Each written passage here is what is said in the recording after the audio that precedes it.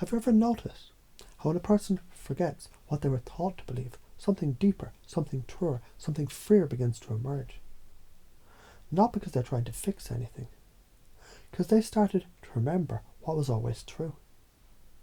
And sometimes, when someone really listens to that quiet thought within, a voice awakens, gentle, kind, and more powerful than thunder, reminding them, you're always enough.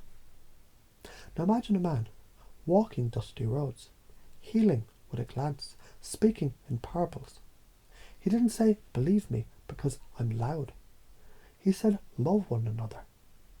He thought not through force, but frame. He framed reality so strongly, so lovingly, that thousands followed without needing explanation. Isn't that interesting? And maybe, just maybe, you've done something similar before. Even if you don't remember it now, your unconscious does. Because the mind learns not just by logic, but through rhythm, repetition, reflection, metaphor. Like a story that starts to make sense only when you're living it. Beliefs shape reality. That's not a theory, that's structure. When you believe you're not good enough, what happens? The body tightens, the eyes dim, the energy retracts. When you remember that love is already in you, you don't try to be confident, you simply are. Reality is a mirror. And as you begin to shift internally, you start to notice people respond differently, smiling more, trusting more, reflecting your energy back to you. Which raises an interesting question. What if who you think you are is just the beginning?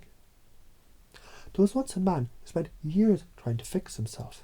Books, courses, journaling, chasing transformation like it was hiding. Until one day, he met an old woman at a market. She looked into his eyes and simply said, you don't fix the light, you turn on the switch. He laughed, confused. She smiled and walked away. Something in those words burrowed into his mind. You don't fix the light, you turn it on. And from that day forward, his life began to change. Not because he learned more, because he began to remember. He already had access to everything he was seeking. You don't fix the light, you turn on the switch. And some part of you right now is turning it on. Some say, I don't believe I'm worthy yet. What if not feeling worthy is actually proof of the depth of your desire to live truthfully? You can only doubt worth if you already value what is good and pure. In fact, isn't it true those who question themselves, they're often the ones most committed to love? So the doubt, it was never the enemy, it was the door. You already know how to grow. You already know how to heal. You were built for this. You've always had the wiring of someone who transforms. Let yourself feel that. The courage, the softness, the clarity, the quiet fire in your soul. Let it unfold, like a scroll written by your higher self, containing words like compassion, faith, forgiveness, service, wisdom, power, presence.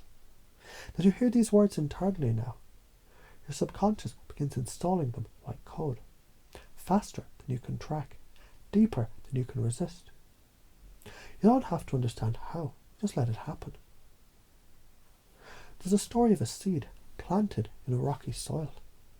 Nothing happened for weeks, but then, after storms, wind and pressure, a crack. And from that crack, a sprout.